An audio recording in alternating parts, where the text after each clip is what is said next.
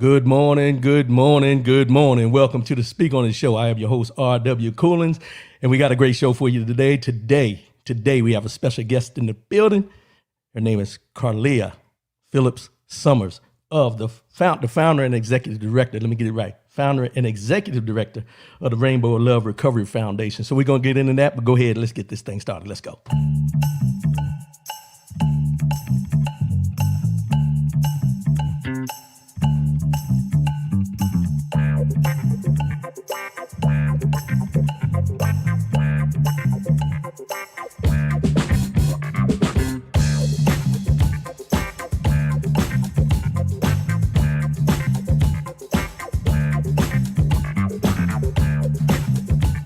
It's early Saturday morning, y'all. It's early Saturday morning with the Speak on the Show. Let's get this thing going. Let's go. Horns blow.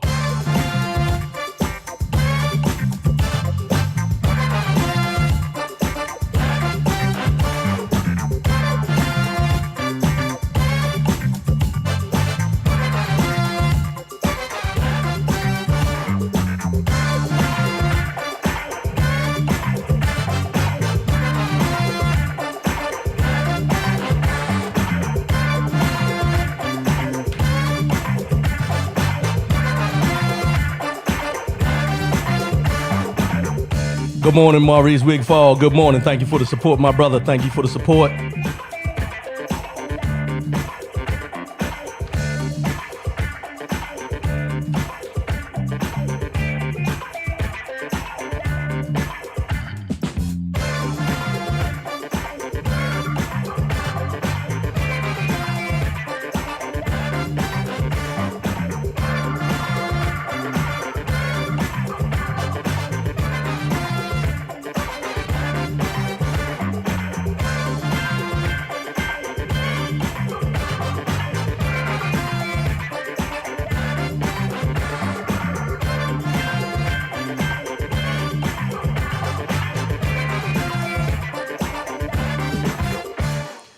Good morning, everybody. Good morning again. Welcome to the Speak on the Show. I'm your boy, R.W. Coolins, and I got a great show this morning. Great. I'm super excited about the guest I have. We're going to get into some information, foundation information, and things that you need to know about addiction and things like that. So before we get there, let's go ahead and get these formalities out the way. I'm not going through everything today. Follow me, rwcoolins.com. That's all you need to know. The website is there. Go there, follow me. Facebook, YouTube, we're broadcasting live right now. So if you got a comment, you want to chime in on YouTube or Facebook, you can put your comment. We'll post it up if you got a question. Also, phone number, 844-904-2665, 844-904-2665. I'll let you know when the phone lines are open if you want to talk to the host. I mean, the guest. I know y'all don't want to talk to me. Y'all want to talk to the guest. You want to make a comment. She's willing to take questions, and we can go from there. But I will let you know once the phone lines are open for that. And I think that's all the format. Oh, I forgot something. Let me back up for a minute. I'm so excited. I lost my train of thought. First and foremost, giving honor to God who allows me to come at you in this manner on a weekly basis. Got to get that in there. You know, and you know, y'all as listeners, family. Let's talk for a minute. It's going to be real quick. Now, I missed out on saying, giving my honor to God before the show started for about 3 weeks straight now. 3 weeks. And y'all didn't even let me know. I mean, y'all got to help me out. I got a lot going on over here. It's a one-man operation. And you know, I get a little tongue-tied sometimes. I get a little confused. But first and foremost, giving honor to God who allows me to come at you in this manner on a weekly basis. Good morning, OT. Good morning, OT. Thanks for the support. Good morning, my sister, April. Thank you for the support. So without further ado, because I know y'all didn't tune in to hear me today, let's welcome in. Let me get this thing set up here because I got to make sure I do it the right way. Let's welcome in my guest, special guest, Carleah Phillips Summers. Good morning. Good morning. What's happening? What's going on with you? I love that tune in the beginning. That was catchy. That's to get you up. That's to get you up. I was going to dance, but you know, my legs ain't what they used to be. So let me do this the right way one more time. Ladies and gentlemen, Carleah Phillips Summers. Got to get the hand clapping. I got to get you to pause. Thank All you. right. Thank you. So good morning. Good morning. So Good morning. I'm excited. And let me just give a little history about how we know each other. Let's go there. We know each other through church. St. James, Bartonsville, Maryland, Frederick, Maryland, whichever one you want to name it as. Mhm. Singing, praising, letting God know that He's worthy and that Amen. we want to be worthy. So that's how we know each other and everything. And I'm going to put it out here right now. I did not know the things that I've read about you. And it's one of those things, and I'm just gonna put it out there now. We always hear it, but I think in my eyes, you're a walking testimony of we are so glad we don't look like what we've been through. Amen. So I'm gonna start off with that Mhm. because I think people really need to understand is that you may see people in your travels, you may think you know, but you really don't know. Absolutely. So we're Mhm. going to get into that. But right now, you are the founder and the executive director of the let me get that right. You are the founder and executive director of the Rainbow of Love Recovery Foundation. Yes. And you also wear another hat as the executive director of Nathan's Ridge Mhm. Structured Sober Living for Men. So you're busy. Yes. Just a little bit. You busy. You busy. So let's get into because we're going to get back to stuff. But let's go ahead and let the people know who you are off the top. Let them know who you are. So, hey everybody, thanks for tuning in this morning. I'm Carleah Phillips Summers, and like Rodney said, I am the founder and executive director of Rainbow Love Recovery Foundation, also the executive director of Nathan's Ridge. And what I do every day is with Rainbow Love, I work to provide treatment services and transitional living for women recovering from substance use disorders and allow them to do so with their children. With Nathan's Ridge, we are working to provide housing for men coming from incarceration and giving them the structure and the resources they need to thrive in society so that they aren't set up for failure. All right. So let's transition real quick because I want to put this out there. Rainbow of Love Recovery Foundation. Yes. Where did you come up with this, and what made you what sparked in your mind to start the Rainbow of Love Recovery Foundation? So just a little backstory. I am a recovering person, and when I got sober, my son was 10 months old, and I remember the struggle, how difficult it was to just get on your feet, to get a job, to provide daycare and work, and utilize treatment services and do all those things that you needed to stay sober. It was very challenging, and so throughout my career, I've mostly worked with women and children, and I've always felt the need to find a way to give back. And one of those biggest pieces is when mothers leave treatment, they have nowhere to go with their children. And so I wanted to bridge that gap somehow. I prayed about it and just asked God to use me in the capacity that He saw fit. And about 3 years later, he gave me a vision, and it was Rainbow of Love. I can't take any credit for that because I probably would have come up with that on my own. But he showed me a rainbow and reminded me of the covenant between him and his people. And that's where the Rainbow of Love came from. It definitely symbolizes the covenant between God and His people that He will restore us. Okay. So I want to touch on something because I kind of read up on this too, but Andrea's house. Let's talk Yeah. about Andrea's house. So Andrea's house was founded. After I finally got the organization set up and wanted to do housing, I kept trying to figure out, okay, what are we going to come up with a name? We're going to come up with a name. And I wasn't really in a rush. I just kind of waited on it, and prayed about it. And then my Aunt Andrea passed away last year in July from stage 4 breast cancer after a 9-year battle. And she was my biggest support in recovery. No matter when I wanted to give up or quit, she was always there.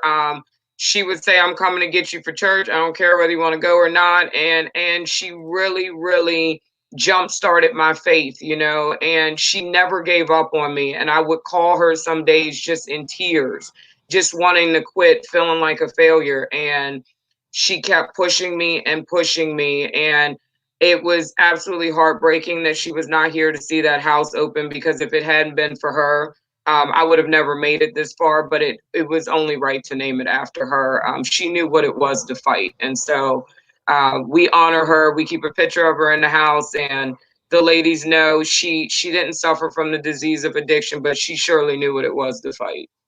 Mm, mm. And then Nathan's Ridge. Let's talk Nathan's Ridge, because I know from reading and looking at your website and everything that this is geared more towards men coming out of incarceration, who have Yes. been incarcerated, as well as addiction and everything. So let's talk about Nathan's Ridge for me, because you don't hear a lot about how places like this for men. Absolutely. So, you know, one of the things that we are focusing on with Nathan's Ridge is, again, trying to stop men from reoffending and going back into the system.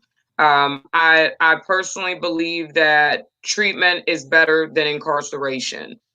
So, my husband plays the biggest part in this.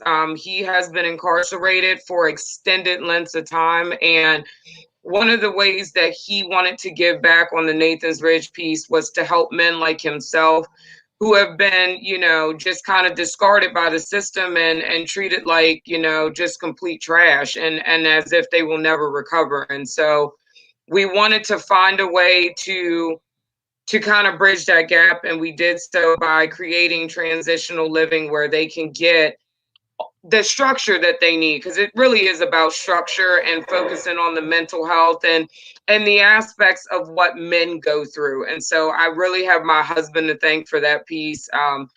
Having walked that road before, he kind of knows what it takes and what they're going through and what they've experienced inside those walls of jails and prisons. Hmm.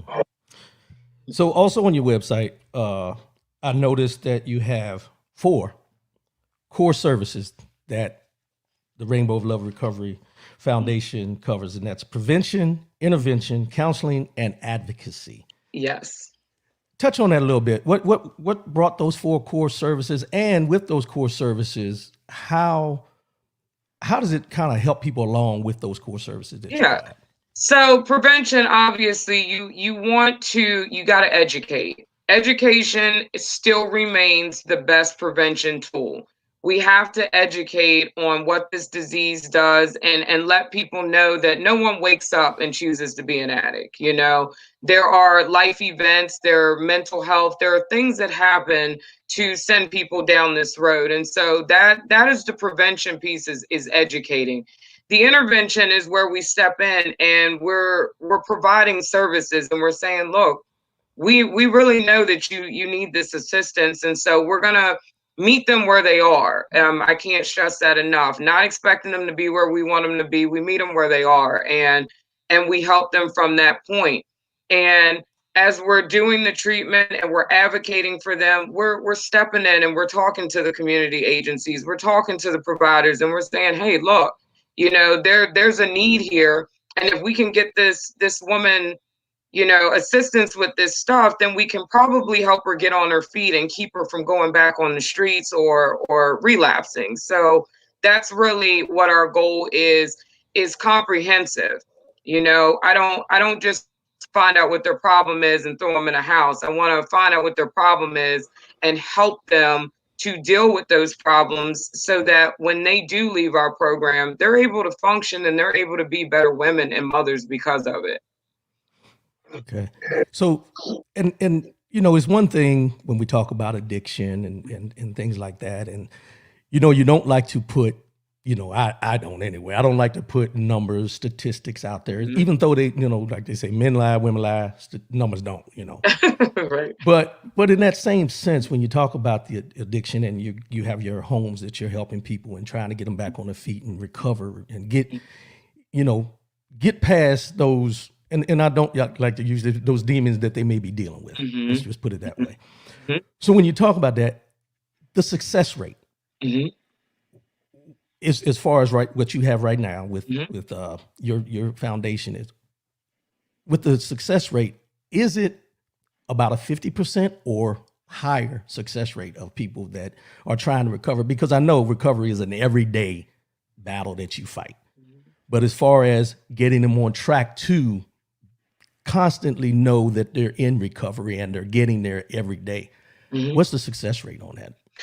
So the way most people judge success and the way I judge it is, two completely different things. Okay. Success for me is a mother getting back in her children's lives and staying sober and being able to keep those kids from going into foster care or being, displaced from the home and from their mother. So that's how I view success. I try not to get too caught up in the numbers, Rodney. Honestly, our system's very flawed and it's broken. There's a huge stigma around mental health, which adds to the rate of relapse and addiction, and it makes our job a lot harder.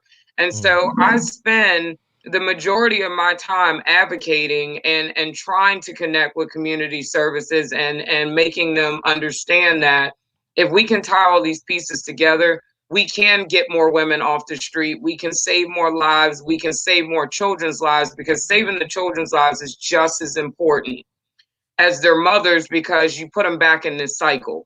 20 years from now, you'll be going through the same thing with the next generation. And so, um, success rate varies. I don't focus. I mean, just I know I'm not really answering your question, but No, no, I mean, my my generalized statement is I don't focus on numbers. I am not a numbers person. Every individual I work just as hard to save. So I'm not worried about if I save one, then for me I've done my job in God's eyes. So I just do my job and work hard every day. no, and and the reason I asked that about the statistics and the numbers is because a lot of people want to put a number Right. on how you may be doing as far as what you're doing and how successful it is and things like that. And what you broke down was perfect. You answered the question, but I wanted to put it out there because I wanted people to understand that, and from my reading and everything, that you can't put a tangible number on Correct.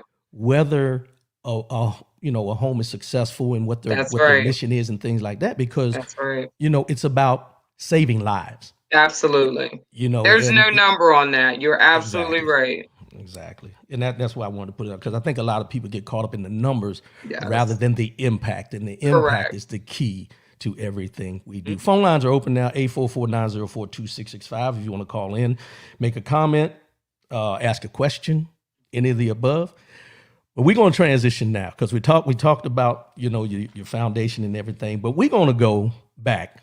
We're going to talk about the journey. We're Uh-oh. gonna what we want to do now, and I think this is something that I know you're comfortable with, but a Mhm. lot of us are uncomfortable when we talk about our journey, our past, our transgressions, whatever title you want to put on it seems to make us look like we didn't know or we shouldn't have done things and different things like that. So with your journey, and I've listened to your videos, I've looked at your website and everything. Let's go into some parts of how you got to the point of the addiction Yeah. and where we're at now, as summarized as much as you can, because I know it's a lot. It's a lot. Yeah. I'll definitely summarize. So I'll tell you, and I am completely comfortable telling my story because it's my story, and God gets the glory when I tell my story. Um my story really started at a young age. I was molested by a family member, and um it really never left me. I'll just be very honest with you. It stayed with me all through middle school, all through high school, and I played sports. I excelled in school. I was a great student, and then it got to that point where it couldn't be masked anymore. And this is, I'm not a rare, situation or case. It is very common. We stuff things as long as we can, and unfortunately, they call them triggers. There's something that re-traumatizes us or triggers us, and before I knew it, I was drinking excessively in college, and before I knew it, I was, I started dibbling, dabbling in marijuana, and then I switched over um, to opiates, to pills. And I really got my first introduction to pills when I had a foot surgery in high school. And I do believe that's what really sent me spiraling downward. I had two more foot surgeries after that, and just the pain pills. I liked that it took me out of myself. I liked that I didn't have to deal with reality, and then the drinking on top of it. I mean, it was the perfect storm. It was the perfect storm, and before I knew it, um I had lost everything. I had lost everything. I had worked very hard. I've always aspired to be a broadcast journalist, a news anchor. I was accepted into the School of Journalism at West Virginia University. And before I knew it, I would sit on the air some days high. My life became completely unmanageable. I was chosen to intern for ESPN, had everything laid out for me, but the drugs and the alcohol took over my life. And unfortunately, um, I ended up dropping out of college in my senior year, getting pregnant, and by the grace of God, I decided that that was not what I wanted for my life, and I did. I just woke up in tears one day, and I attribute it to nothing but God calling me to do something different. And I walked in that treatment center on March 28th, 2006, and didn't look back. Didn't look back. So in that journey, and you went through the different, I will say, things that you used along that journey. Mm-hmm. At your, because I know there's times where when people talk about addiction, there's the low points that you get to, Mm-hmm. and when you made the decision to say, "I'm done. This is it. I need help," Mm-hmm. were you, looking back at it, do you think that was the lowest point, or did you have a lower point in there at some point where you thought you were ready, but you weren't really ready? I definitely had a lower point. My lower point came in college when I had lost my apartment, just from all the drugging and spending the money. I was couch surfing. I didn't have a place to live. My parents didn't know it. I never told them. I had lost everything, and it was an understatement. The only thing I had was my vehicle at the time, and so that was by far the lowest point. I had spent all that time, getting into that school of journalism and working so hard. I could have probably been on any news station I wanted. I worked that hard for it, but just to wake up, it feels like you wake up the next day, and it doesn't happen overnight, but it feels like you wake up the next day and it's all gone.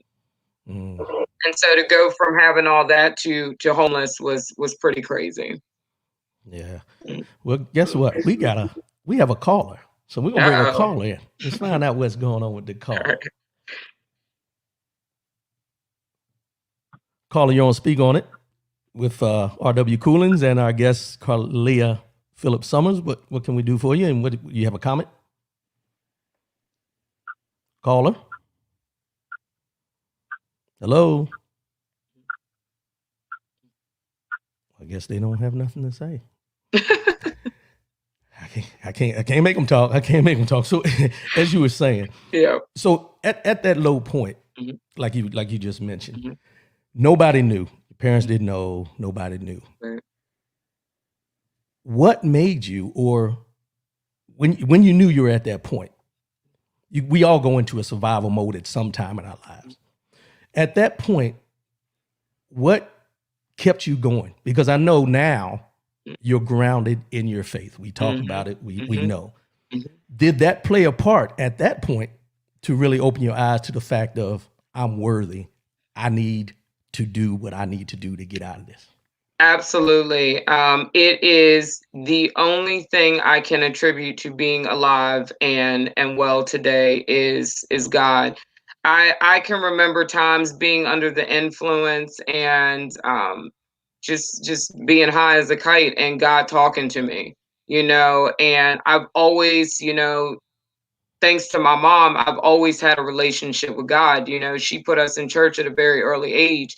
And I think a lot of people think because the demons have taken over that God's not still speaking to you, and that couldn't be further from the truth. There were plenty of times that God spoke to me in that state, and it's what saved my life.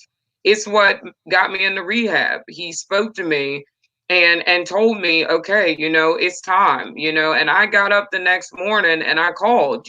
God has always spoken to me, even in my worst moments in addiction and throughout my sobriety. And so he wasn't through with me yet, and I'm forever grateful for that.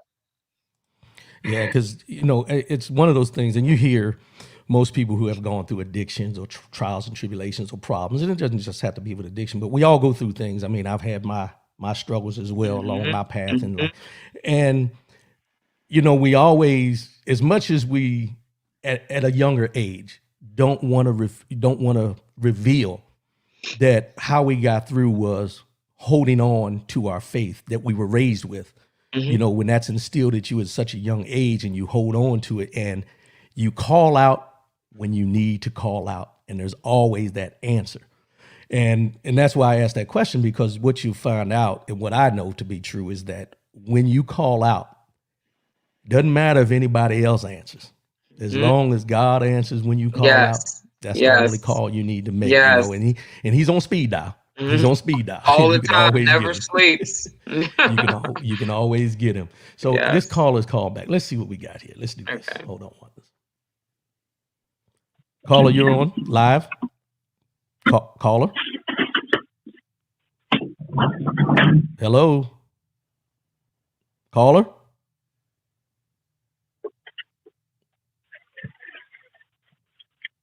Caller. I guess they don't want to talk. I can't do anything for them. They're not saying anything. But we're not gonna let that hold us back. So now we're gonna transition. Addiction, you mentioned it a little bit. Addiction and mental health. Now, I went online last night after we had talked a little bit, and I found this website, and it's called Foundations Recovery Network, and it's dualdiagnosis.org. And on there, it says individuals who suffer from addiction are nearly twice as likely to also suffer from a mental illness. Then it went into this part of the rate of co-occurring. And see, I think a lot of people need to catch this. Co-occurring mental illness is higher among individuals who suffer from drug addiction than those who suffer from alcoholism, at an estimated 72% to 45% difference. So when you talk about that, when you read those, and I know you brought it up yesterday when we were talking about the correlation of addiction and mental health. How do you decipher the two? I mean, because we always, and I've brought this up many times when I talk about mental health, there's always this label of somebody being crazy. They put that label of somebody being crazy, but we never get that stigma of, with the mental health, what is triggering it, what's involved in it, why are they acting out in the way they are, and why is the addiction a part of that without being correlated together, and we keep them separate. So touch on that for me a little bit. So the second thing that I advocate the most for behind addiction is mental health. There is a huge stigma wrapped around mental health, and what we're seeing more and more in this field is that people are not seeking help for mental health because they're being labeled as crazy. And there is a stigma around being medicated and having to take several medications and diagnosis. And, bipolar has become a forbidden word, and schizophrenia and these things. And what I spend most of my time doing is letting people know, if we can treat these symptoms, these mental health symptoms, we can possibly stop the rate of addiction as it climbs in this country. Most of the people that I work with personally, they become addicts because they're trying to self-medicate their mental health symptoms. And so again, no one wakes up and says, I want to live like this. I want to be homeless. I want to put needles in my arms or things up my nose or, disappoint my family and lose my home and my kids, you know. But no one wants to walk around feeling like they're not in control of themselves either. And so it only makes sense that eventually they're going to turn to something that lessens those symptoms. And because there's such a stigma around getting help for mental health, they turn to the streets and they turn to drugs and drinking instead of going to professionals that are able to help them medicate these symptoms and lessen these symptoms. So with your organization, someone comes and they're looking for help, Mhm. um, and they have the addiction or an addiction. And when they come to you, to the house or whatever they need help, they're trying to recover. Mhm. Is there, and I'm gonna get into something that a lot of people will look at differently, but is there the help as far as the financial aid and the programs and different things like that that not only just deals with the addiction but also the mental health at the same time? Or is it, or does our medical and our our government or whoever that does this funding try to keep them separated, or are they starting to get them merged where there is help to get help for both at the same time? So I will say for Frederick County, and I just posted yesterday, I may be biased, but this community is amazing at tying the two together. I am able to send my ladies to therapists in this county where they can get help for their mental health, they can get evaluations, they can get medicated, and it makes our job a lot easier. And not that this job is easy by any means, but it helps us to help them, because if we can get those mental health symptoms under control, then we can begin to treat the addiction and the past trauma and the abuse and the things going on with them. And so um I do see I do see the state stepping up and starting to acknowledge that we have got to do something about mental health as suicide is on the rise, and especially during this pandemic. People are suffering, and it's not just people in addiction, it's people in general. They're suffering from being isolated, from being in the house. Domestic abuse numbers have gone up tremendously, because people are in the house during the pandemic. So again, we are shedding light on this, and I do think, there's always more that we can do, but this is a step in the right direction for sure. Okay, because there was when this administration came in, and the reason I asked that is because to give people a history lesson, a small history lesson anyway. When this administration came in, they eliminated a lot of programs that Yes. were specifically to help those in need. I mean, you're talking about addiction, mental health, health care. I mean, we've heard about the Affordable Care Act being under fire from, I mean, this was even during the time when Obama was in office when they enacted it. So with that, I think a lot of people don't look at it and say, with these things, there's a trickle down effect where it affects more than people, because addiction is not a pre-existing condition. Let's just be honest about that. This is Right. something that people will look at and say, well, if they're addicted or if they have an addiction or if they have mental health, then you got to fight the battle to get the care that you need. And while you're fighting the battle to get that care, that's when I've and I'll just say I've never dealt with it, but I've seen it in movies where that's where you start to, that's where most of your people relapse, because they feel that there's no hope, there's no Correct. help. So when you get someone comes in and they're going through that, say they're not getting the care they need, or they're getting frustrated with that there's these roadblocks stopping them or preventing them from getting the help. How do you get them past that barrier? So that's where I come in, and we live in a very reactive society. We want to fix the problem after the problem's been going on, when we could be proactive and start putting these services in place. Instead, we let it spiral out of control, and then we complain about the amount of money that has to be spent to put these individuals in treatment centers, or to incarcerate these individuals, because more than half of them end up down that route, and it doesn't make sense. If we put the educational services in place, then we don't have to do that. And so where I come in, instilling that hope again, is advocating. I step in and I let them know, and it is a little bit easier for me because I've been there, and I can tell them from my past experience that you don't have to live like this. There are people who are here to help you.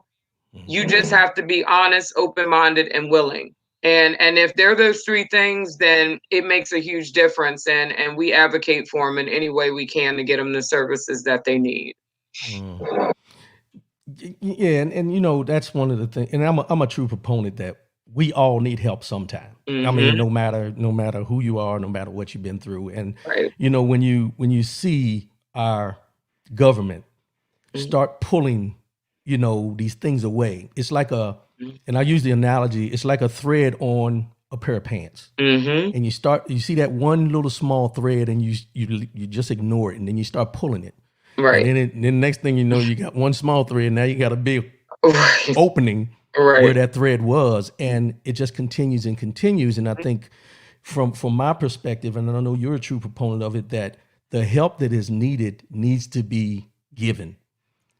And Exactly. it shouldn't preclude someone getting help because of what they're able to afford. It should be helping people for the fact that giving them a reason to live. Agreed. I Agreed. think, yeah, that's keep fighting the fight. That's all we can do is keep fighting the I fight. absolutely will. Keep fighting the fight because, and I guess for me, from the outside looking in, because, and I'll bring it up this way. I was, I used to drink a lot, long time ago, but I can look back at it now after doing reading and thinking about things and wonder what drove me to that point. Was I addicted? Because you ask yourself, was I addicted at that time? Or was it just because, you hear people when they talk to you and they talk about what you did and, things like that. And you may not remember, but they remember everything you did and how you Right. acted and things like that. And when you're younger, you accept it, you laugh about it because it seems funny. But then as you become older and you look back on things and you realize, like, you know what? I think I had a problem. I think I truly had a problem, and I was going through something. And then you start thinking about those who aren't able to come out on their own or realize that they have a problem and just cut it off. Because you look at it and you say, why is it so hard for us to get the help we need in the time of need? Because everybody's there, when everything is good. That's right. That's right. But when things go bad, you can look around and you'll probably your circle will go from a circle to the size of a period. That's right. Is what I use. So That's right. it's a shame. So yeah. This caller is here again. Let's see what we got here. Caller, you're on. We'll speak on it. Hello, caller.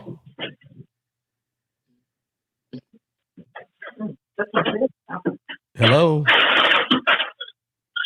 Ooh, that's bad. We're gonna leave that alone. We just gonna leave it alone. We're gonna leave it alone. Sorry, caller. We're gonna leave that alone. Let's transition here. Support system. Support system. Now, I seen you have the hashtag We Do Recover.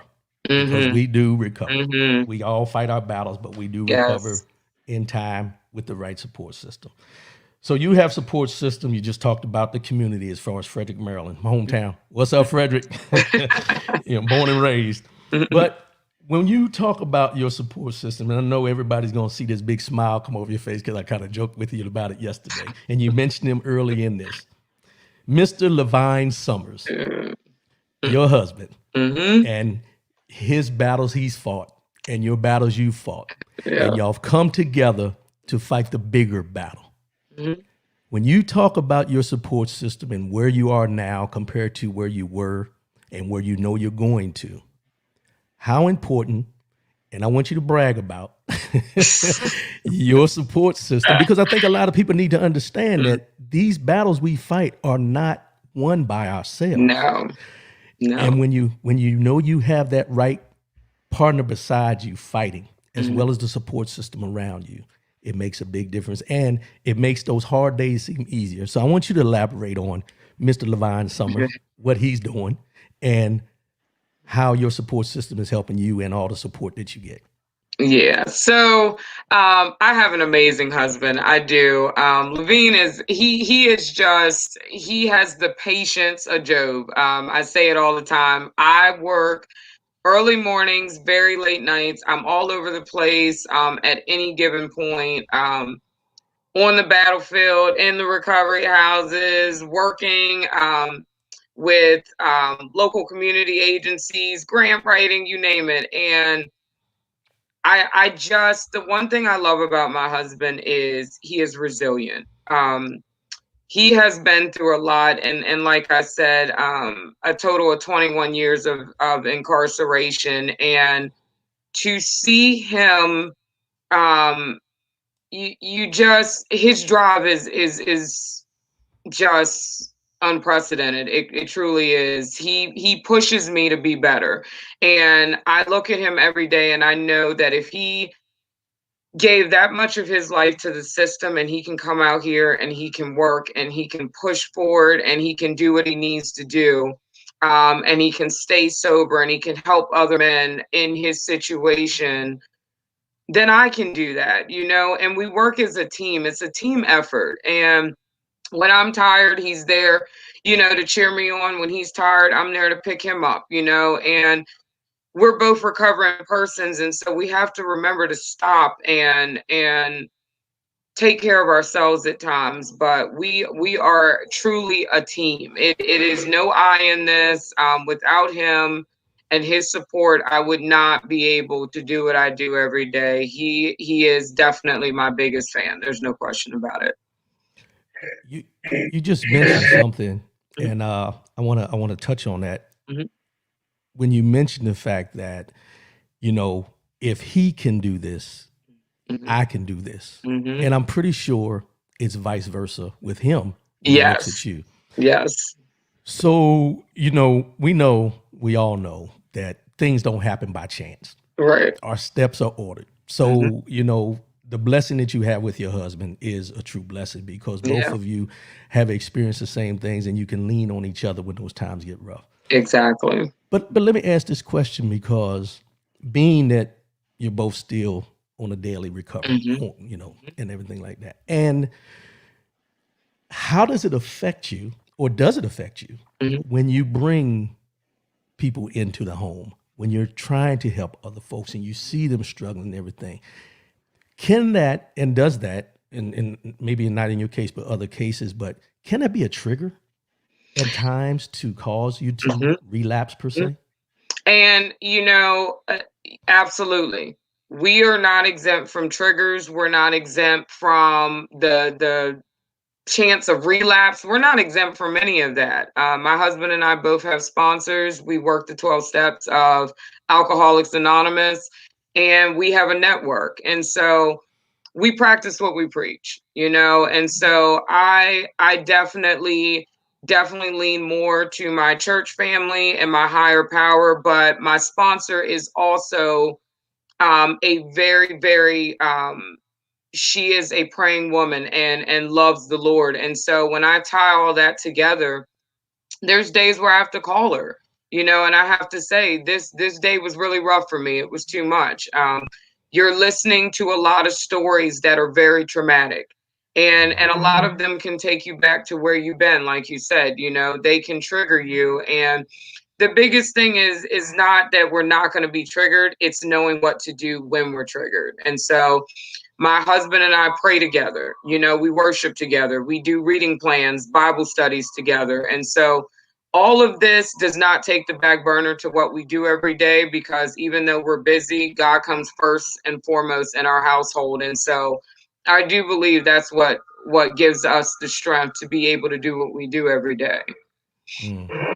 Yeah, that was I thought about that yesterday when after we had talked, and that was one. It just jumped out at me like, okay, if you've been through that Mm-hmm. and you're trying to help other folks going through, Right. how does that play on, and you can go into Yeah. the mental health aspect of it, Mhm. of how it affects you, and you know it. you know, he puts his hardest battles Hmm. on the ones he knows is capable of That's fighting. right. That's right. So I sit there and I think about it, and because we always have this stigma of why would they get involved in that, knowing that they're still working on themselves. Right. And it's an analogy that I've said many times, and I've heard other people say, so I'm not going to say I made it up, but you hear people say, if you're going to deal with someone who went to school for something Hmm. compared to someone that has gone through it themselves, Hmm. who are you going to listen to more? Mm. The person that read it in a book or the person that actually lived it? Because our experiences give us the knowledge to understand and know what someone else may be going through. And I think that's something that, we as a whole in society need to look at the bigger picture when it comes to that, because we'll take the word of someone who read it in a book over someone who's actually lived it. That And gets and I think brought that's up where you're at. multiple times, and I think the thing is, just to go back for a second, is you're never done recovering. Right. This is a lifelong thing, and so we either step up and help or we don't. We're never going to be done recovering, um, and I do. It does get down to the whether I'm going to listen to a person who was taught this in college or experience. And I'll be completely honest with you. They are definitely the people we're helping are definitely more likely to take to someone who has lived this lifestyle. Um, it would be equivalent to me asking a man how to give childbirth. It's you can't tell me about something that you haven't experienced and you're not going to experience. And so does that mean that there are not effective therapists who are in college or have been educated and been licensed? Absolutely not. Some of the best therapists, social workers, psychiatrists I know in this field have not battled the disease of addiction. But does it help that you have that part of your story? Sure, Mm. sure. Yeah, because it's just, yeah, that's part of it. We got a question here real quick. Let's go to this question. Okay. Aliyero Tanzabor, question, and I think you might have touched on this already. What moment did you realize you were suffering inside? What moment made you get help? And I think we I, touched on that a little bit. Yeah, I think the moment I realized I was suffering inside is when I didn't recognize myself anymore. There was nothing that made me who I was recognizable anymore. So all the things that I enjoyed doing, the people that I loved, nobody was around because no one wanted to be around me. And so that was the point when I realized you've gone too far. You're out there somewhere and you got to figure out a way to come back, because my life was unrecognizable and I was miserable because of it. I had just squandered away everything that my parents had ever done to help me attain, and everything that I had personally worked for, it was gone. So um that feeling of loneliness and as if you're on an island by yourself is when you truly realize how bad you're suffering. Yeah. So, and when we talk about your support system as well, I mean, you're a wife, Hmm. you're a mother, Hmm. you're wearing all these hats Hmm. at the same time. How do you keep that balance? Life is all about balance. I say that all the time. I definitely could turn off the work hat more, which anybody will tell you. It's 24 hours a day, 7 days a week. You don't stop saving lives. There's no time. There's not a 9 to 5 to save lives. When someone reaches out for help, and I'm grateful to be married to someone who understands that you do what you need to do. Um, but I'm also a wife and a mom, like you said, and my family time is so important to me, and not just my inside of my house, but my extended family as well. I am big on family time. My husband and I start our mornings off with prayer and reading the word and just connecting, because if we're not connecting spiritually, the rest of the day is a wash. And so balance is just not putting anything before the other. Is understanding there's a time for everything, and I know that there's a time to be mom, there's a time to be wife, there's a time to be executive director, and there's a time even for myself at times, where I just have to disconnect as a whole because that's what's healthy for me. And time for sobriety and recovery also. Now I'm gonna ask this, and some people may hear me make this seem like I'm being facetious when I ask this question, but it's a real question because I think we all go through this when we're doing something, especially what you're doing in a broad scope like this. When you get to that point where you just want to throw your hands up and say, I can't do this no more. I'm tired. Is it worth what I'm doing? How do you get past that, and how do you keep going to make it, to know that what you're doing is not in vain? It's so funny you just asked that because I just got done telling my brother, if you don't want to quit, then you're not doing God's will. And he said, wow. And I said, because anything that God wants you to do for the kingdom, you're going to have to fight to do. And I can tell you at least once a month, I throw my hands in the air and say, what am I doing? But then, I just had a young lady celebrate 16 months of sobriety. She completed CPS, got both of her kids back. She completed drug court, and this young lady is 23 years old and was definitely discarded, thrown away, homeless since 14. When those things happen, that's when I realized this is why I do what I do every day. This is exactly why I do what I do every day. When I drop someone off at a treatment center and give them the first day of the rest of their lives, the potential that they'll never have to go back to that lifestyle. That's why I do what I do every day. So it's just keeping perspective. So that's that balance again. Yes. Knowing that the good outweighs the bad, no matter how you look at it. Yes. Yeah. Whew. Yeah. I tell you, it's not for everybody. Let's just be honest about it. It's not for everybody. And we don't say that facetiously. We say it to the point that, when you decide you're going to go in, and what we do, and I'm sure you've experienced it, we go in full board. I mean, we're running 100 mile an hour, and we really don't even know the direction. All we know is we want to help, Right. And then eventually you hit that stop sign because you got to slow down and look around for a minute. Right. And then when you get to that point, it's going to be those days where you're like, I just don't feel like doing it. But then you look at who you've helped, reflect on, those faces that you remember of how they looked when they first came in compared to when they got ready to leave and things like that, So it's one of those things that a lot of people, that aren't in it, I don't think they can truly understand it. If it's not to say that they don't know, but I would tell them when it comes to, you talk about addiction, mental health, things like that, and you ask people, how can they deal with it? Because you don't want to take the things home. But then you have to ask the same question about when you go to work every day and you're supervising or managing people, it's not to that full extent of someone dealing with addiction or mental health, but you're still dealing with other people's problems and they bring them to work. And you have to have that balance to know, when I walk out this door today, I can't take this with me. And you're right, Rodney. You got to have the passion. You don't get in this field for the money. I will tell you that. You don't get in it for the money. I am 1,000% invested in what I do every day, and I'm passionate. And I think the other thing is, going back to the perspective is, if I plant that seed, that's all I'm looking to do. I realize I'm not going to save everybody. I completely understand that. But you might just plant a seed that if they go back out, they remember something you said, or they remember how kind you were to them when they were down.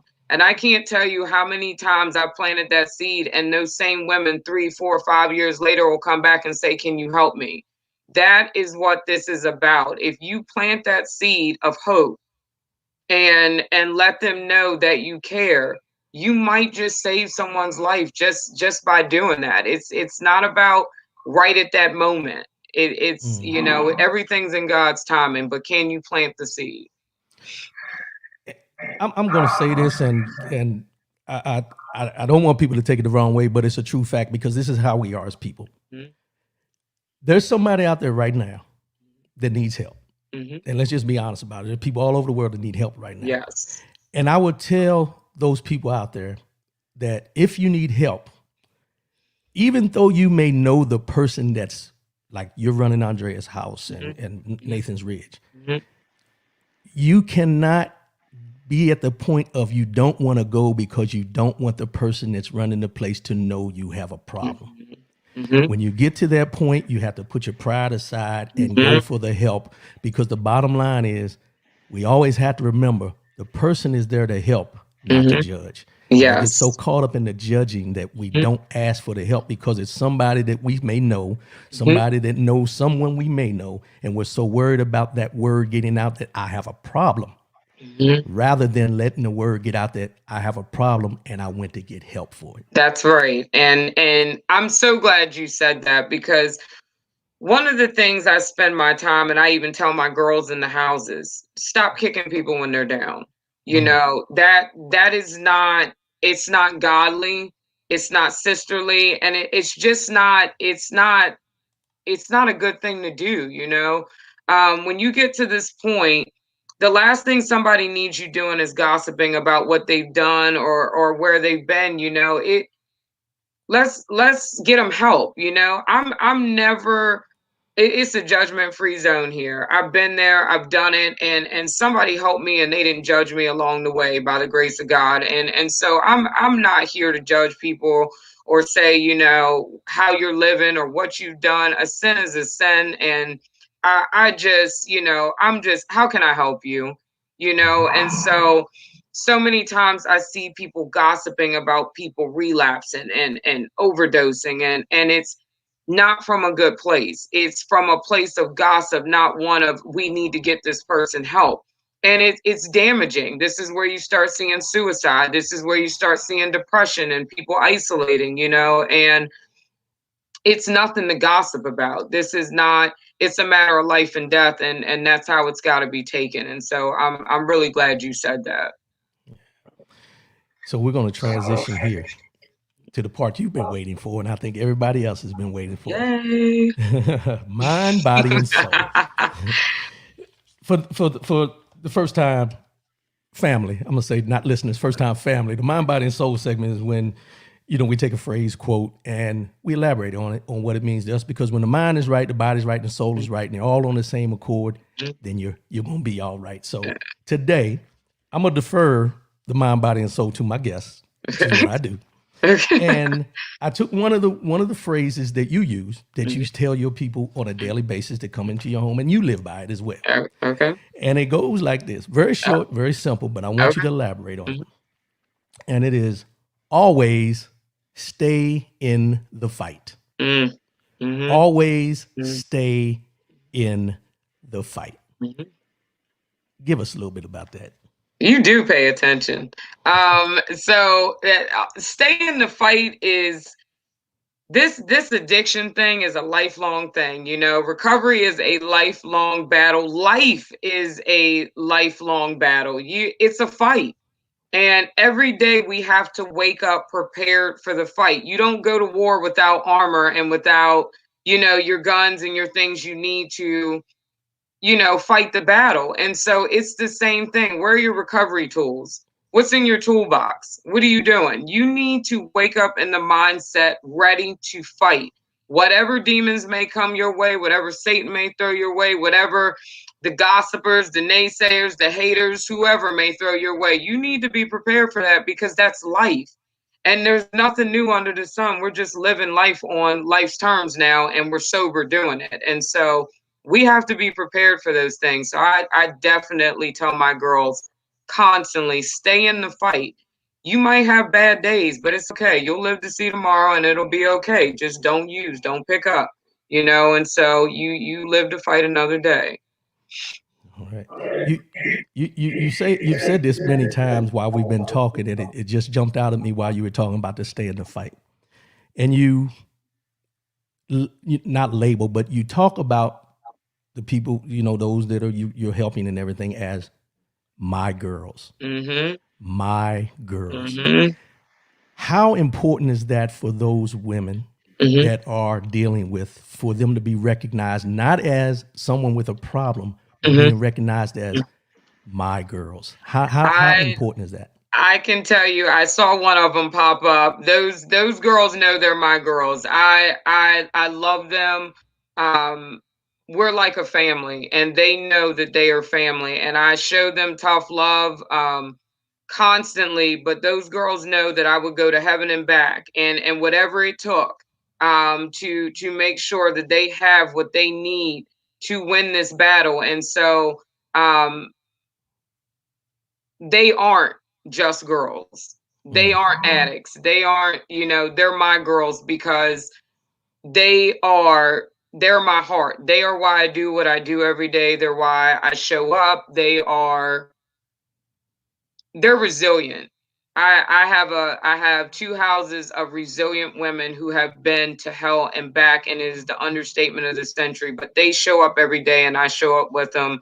And I have an amazing team, an amazing case manager, an amazing med tech.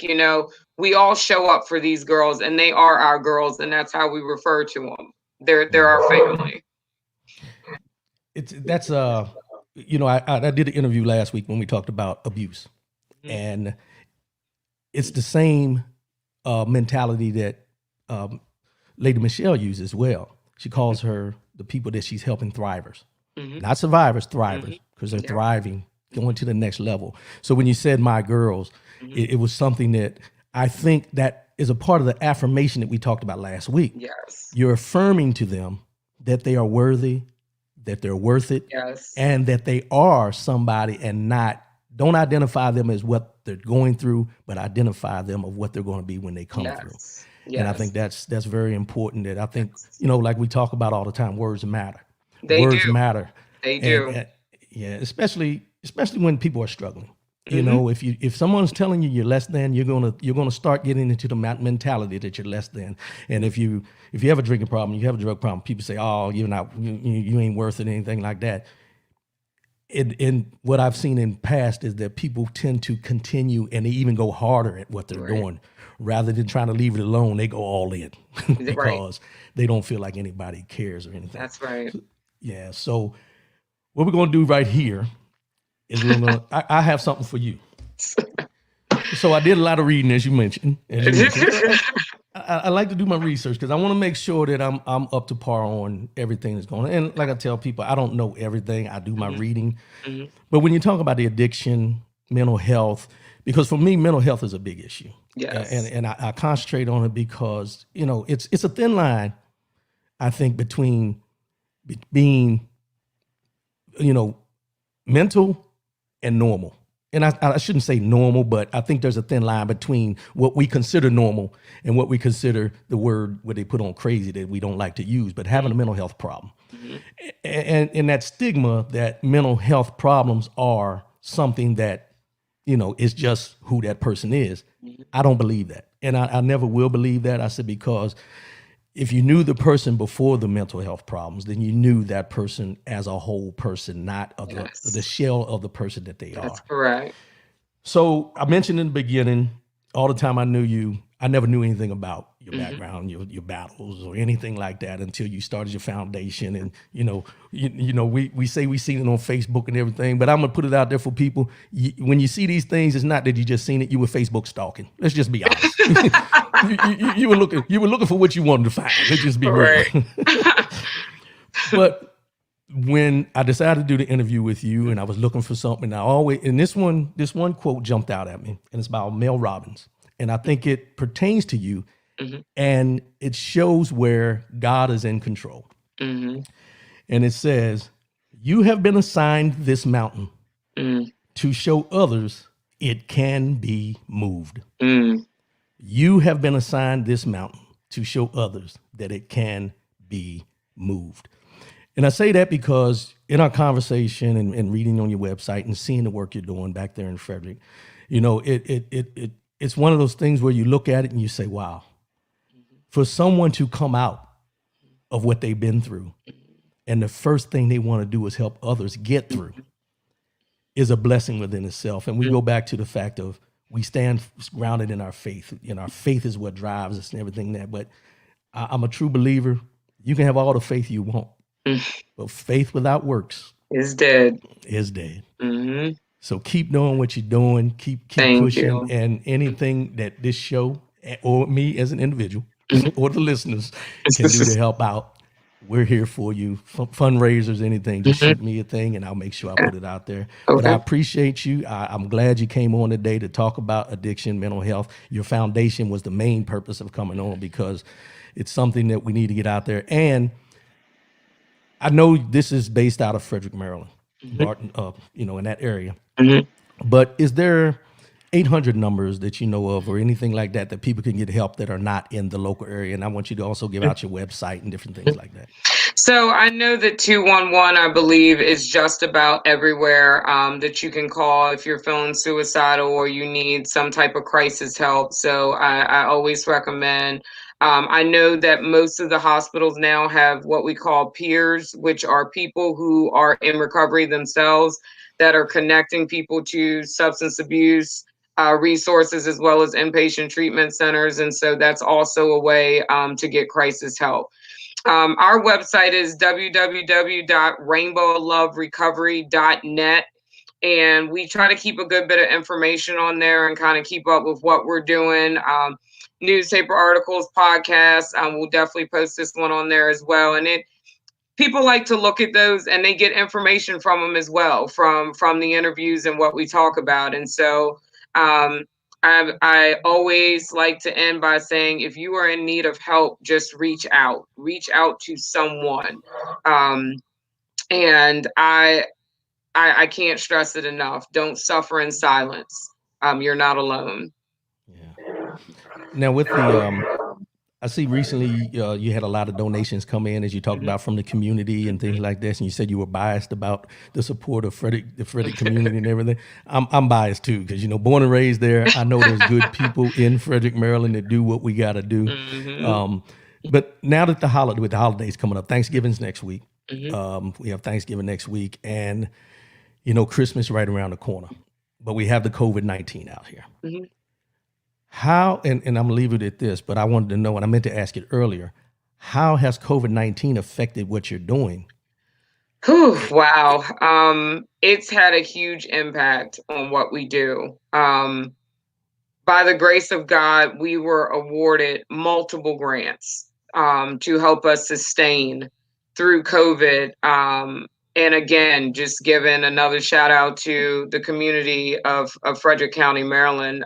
They stepped up and they knew we had women and children in these residents, and they stepped up big time to help us. But we've had to put our houses on lockdown again, which means, again, you're isolating individuals that rely on seeing individuals for recovery and being able to get out and have those resources. And it's a difficult time. And so, um, I'm grateful for a couple of friends in the profession who have stepped up, offered to lead a mental health group so that we keep our girls in a good state, and just the nutrition classes and things to educate them on COVID and keeping their stress low and anxiety. And we really are working overtime behind the scenes to make sure they have what they need, because I know that in long-term recovery that this is tough for me. I can only imagine what it's like for them. And so we're not able to bring in-house meetings in anymore, so we're making sure that they have Zoom links, they're able to tune in and still get some recovery. But anytime and someone in recovery or someone trying to get into recovery can't get a hug from someone or a Mm. positive affirmation face to face, you're definitely going to face some issues. Yeah, I should have asked that earlier. um, Ashley Thomas, extremely yes. She calls us her girls. It shows us that we are not just clients, but we are family. Yes. That's what it's all about. That's what Yep. it's all about. So I'm sorry to the caller that called in. We couldn't get you in. I don't know if something was wrong with the phone line or anything. We appreciate you calling in, but I appreciate you again, Carleah, for coming in, Of sharing this course. Thanks for information. This won't having be me. it's the first time, but it won't be the last time. First time, but it Good. won't be the last time. And if We'll I talk can about. just say hi to my girls, I'm grateful that you guys are watching. They stalk me as well, and I'm grateful for that because maybe they're getting some recovery tips from stalking me. But I love you guys, and thanks for tuning in. And I think my mom is out serving the homeless right now with St. James, and I believe that she is listening to this. So hi, Mom. Well, you know that, like we said, that support system, and you Yes. know, like you mentioned, it's a good thing if your girls are watching, because Yes. even though they may hear from you every day, Mhm. there's always something on a different day that we may hear differently. It's just like a preacher at Right. church. He may say Yeah. something one day. You know, a lot of times we used to say, "Well, he done stepped on my toes today," but Yes. That's right. but it's something Yeah. that we need to hear. Yeah. And repetition, in my opinion, repetition is the key. Right. Repetition is the key. I Right. appreciate everybody for tuning in. Again, thank you, Carleah, for coming in. I appreciate everybody. We'll be back again next week. And keep supporting us. And we're going to make sure that we get you the information for the Rainbow of Love Recovery Foundation. Again, speak on the show, R.W. Coolins, my guest, Carleah Phillips Summers. Y'all have a good weekend. Enjoy yourself. Be safe out there. No matter what anybody tells you, love yourself, love one another, keep your head up, and most definitely keep your faith in God. Mhm. Keep your faith in God. I can't say that enough. Keep your faith in God. Even when there's a no, he'll find a way out of no way. Just keep on pushing, keep on pushing. All right. Love y'all. See y'all next week. I appreciate you again. Thanks for tuning in.